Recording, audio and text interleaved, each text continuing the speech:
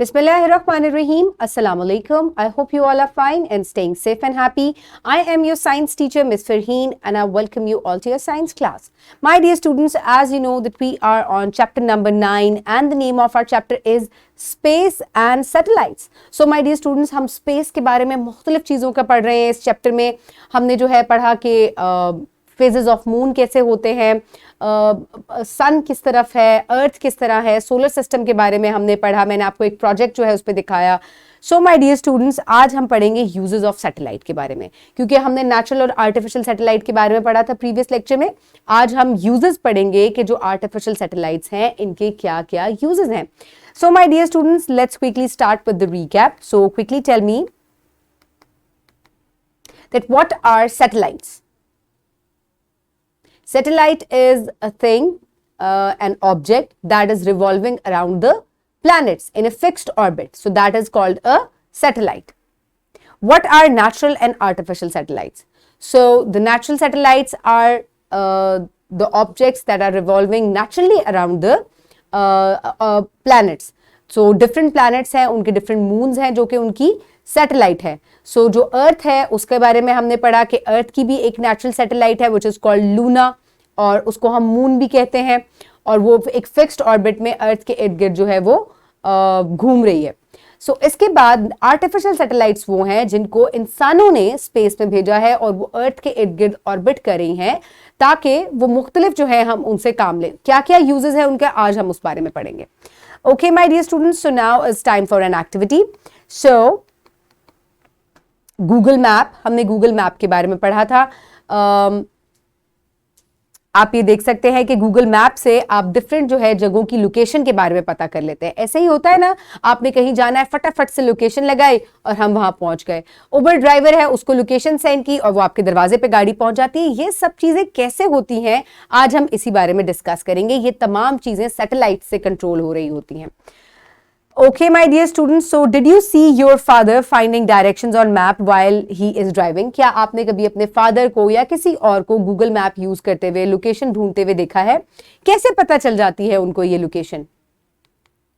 So how do they find this? How does Google Map give us the directions? कैसे इसको directions का पता होता है? This all happens because of the satellites. Navigation की वजह से, GPS की वजह से जो है वो हम मुख्तलिफ जगह जो है उनको ढूंढ सकते हैं.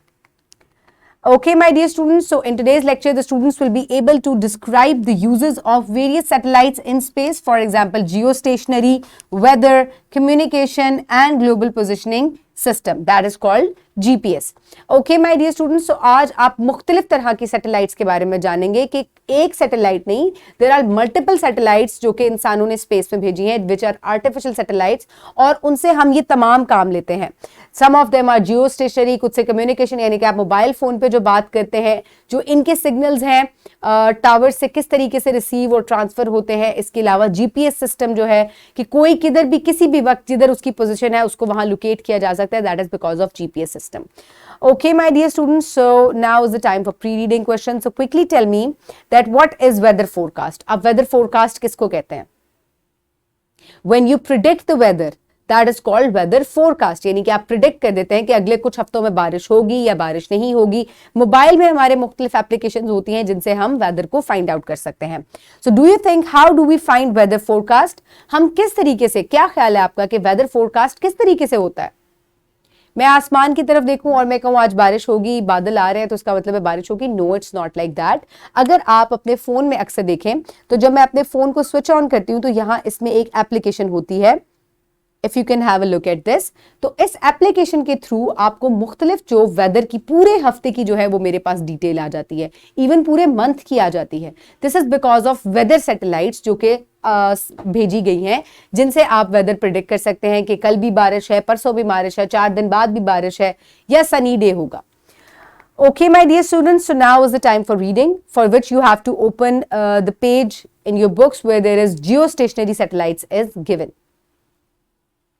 I hope everybody has opened the page. Now let's start the reading. Put your fingers where I will read.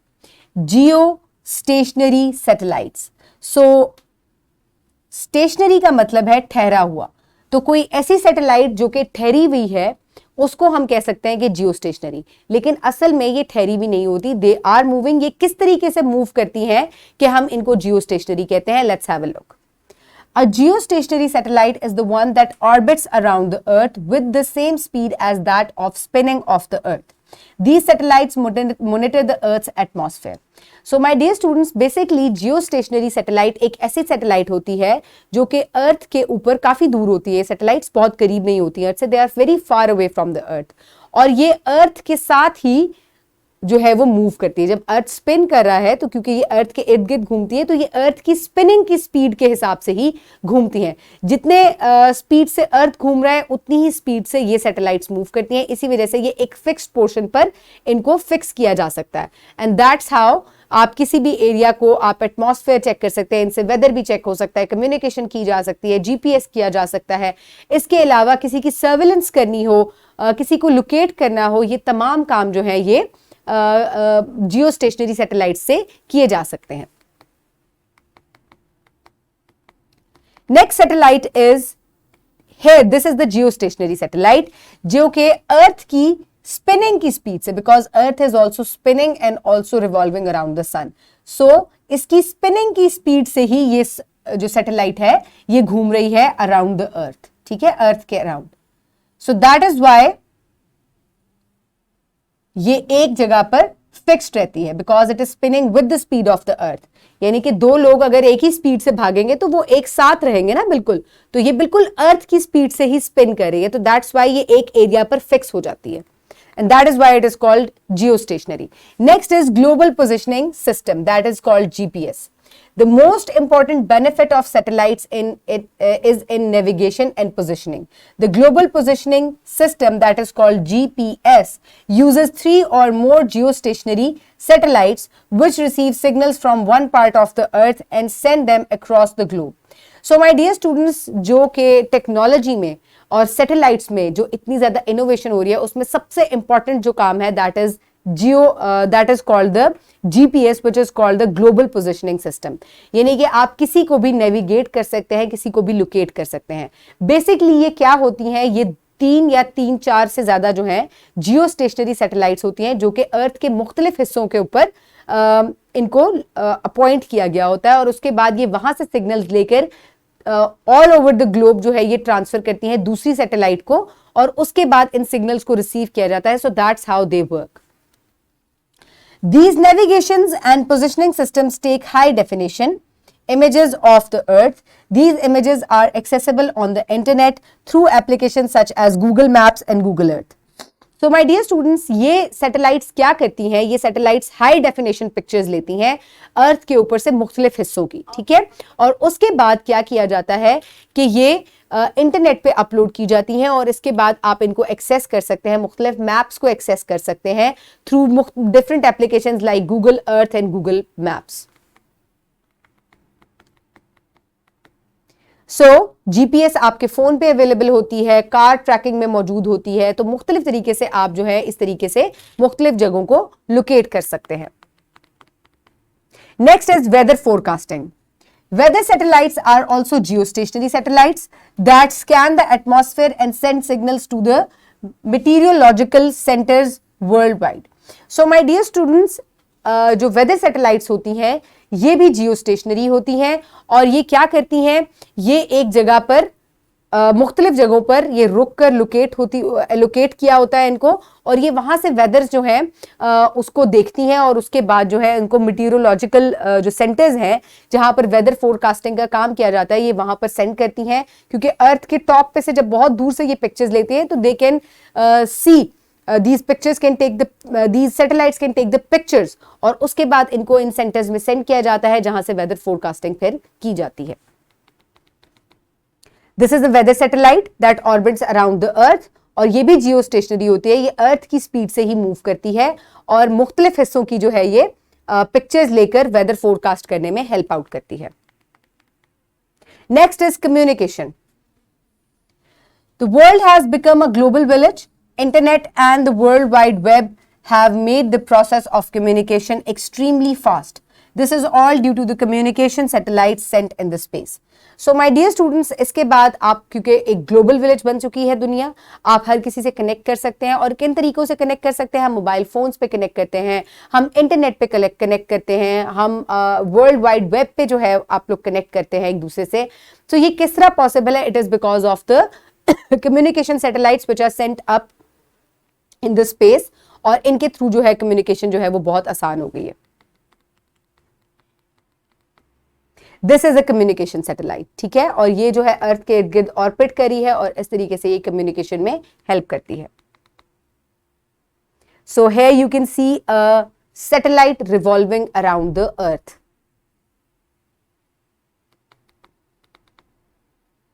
So now you will see different satellites. ये जीपीएस के लिए सैटेलाइट है, ग्लोबल पोजिशनिंग सैटेलाइट। ये भी जियो stationery होती हैं और ये क्या करती हैं? ये डाटा लेकर एक अराउंड द ग्लोब सेंड करती हैं और उसके बाद जो इन्होंने हाई डेफिनेशन पिक्चर्स ली होती है उनको इंटरनेट पर अपलोड किया जाता है। So this is how you can locate different places on the map. So this is the weather satellite जो कि वेदर फोरकास्टिंग में हेल्प आउट करती है। This is a communication satellite जो कि ऑल ओवर द वर्ल्ड लोगों को help करती है to communicate with each other. Okay, my dear students, so now is the time for evaluation. So what is geostationary satellite? A geostationary satellite is a satellite which spins with the speed of the earth and orbits around the earth. What are benefits of artificial satellites? They help in communication, GPS, weather forecasting, surveillance. इन तमाम कामों में satellites जो हैं ये help out करती हैं। Okay, my dear students, now is the time for practice. For practice, you can download this worksheet from the description box below this video, or you can get it in print form by your teacher. Write down your name and the roll number and then choose the correct option. Which of the following is an example of artificial satellite? The moon, the International Space Station, the planet Mars, Jupiter's moon Lu. So the International Space Station is an example of artificial satellite. So which of the following is not an artificial satellite? The International Space Station, GPS satellite, the moon, a cable television. So the moon is not an artificial satellite. So then, is geostationary satellites revolve around the earth?